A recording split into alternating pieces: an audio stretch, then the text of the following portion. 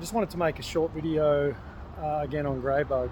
I got the car registered a few weeks ago, so I've been driving it around for about three weekends, having a blast of a time. About 2 weeks ago I decided to try and add a bit more power. I'd done a bit of research on superchargers because I just wanted to do something a bit different, and so I purchased an amr500 supercharger.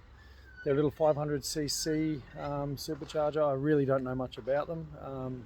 It just looked like a very simple thing to do, to bolt on.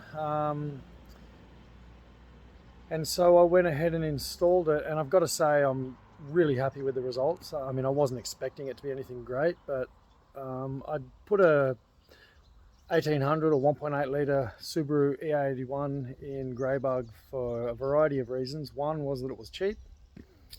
Two was that it came with two engines, and three was that it had an adapter plate already with it to bolt into a Volkswagen. So at the time when I was building this thing, really budget conscious, I just didn't want anything to be blowing the budget. You know, looking back, I probably should have just got an ej20 motor for it and done it to that, but because I'd made the ea81 fit, you know, I was kind of stuck to my guns and just really wanted to continue down that line.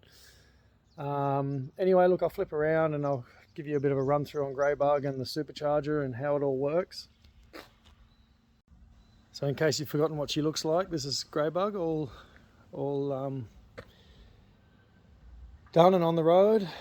I mean, you know, like with all my projects, there's still a few little things missing. I've got the little cap that goes in the front there. Windscreen wiper spray bottle, not installed. Front trim there is still not on.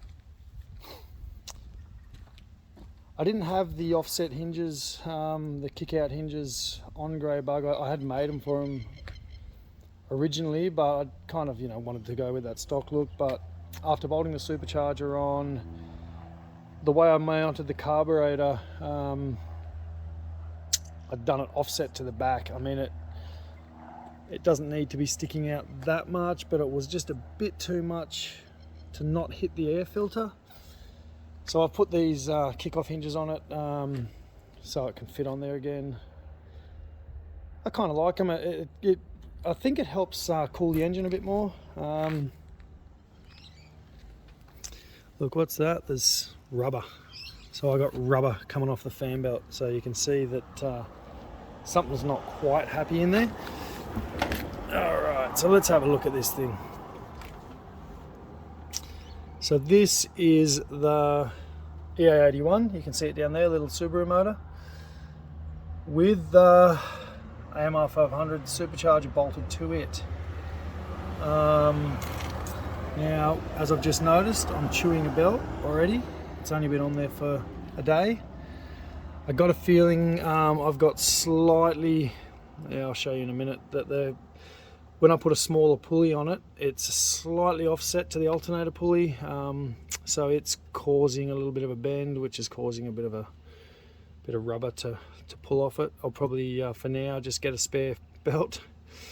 I got a young friend who, you know, said he could make me a pulley with the offset, so I might go down that line as well. Anyway, so without further ado, I'll just tell you what I did to make it run. I do have some videos of me making the supercharger, which I'll probably insert now. It's a 500cc supercharger called an amr500, and look, I've been working on this for about 2 hours, maybe an hour, and I've got the thing mocked up. I made up a little adapter plate down there to go onto the stock Subaru manifold, and it all pretty much just seems to be like it's going to work. I'm just going to have to run this belt straight up here. Hopefully it clears this. That would be nice. I should check that, I guess. And just run the same belt. I could have brought it more forward and used this second pulley that this motor had on it, which may still be an option, but I really would like to just keep it as simple as possible. So here's hoping. Well, it's not the prettiest of brackets, but I believe it's going to be functional. You can can see it there. It's like an offset to make sure the pulley aligns. It seems to be pretty good. Just welded it all up, welded it up very hot, that way it hopefully doesn't have any air leaks. Is it going to be the main thing, because it's going to be sucking a fair bit of air. What else to say? I'll put it on the car and show you what it looks like.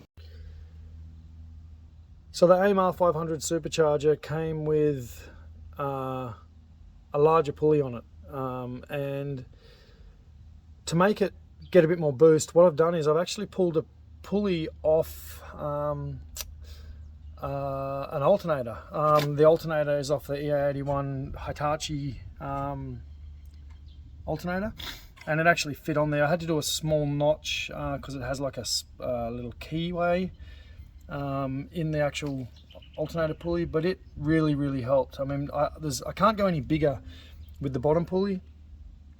It's basically, I'll hit the oil filter, so I had to go smaller with the top pulley.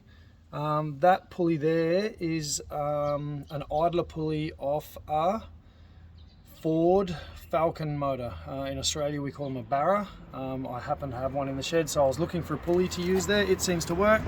I've made a little bracket in there that bolts down to the lift point on the engine, which I've taken off.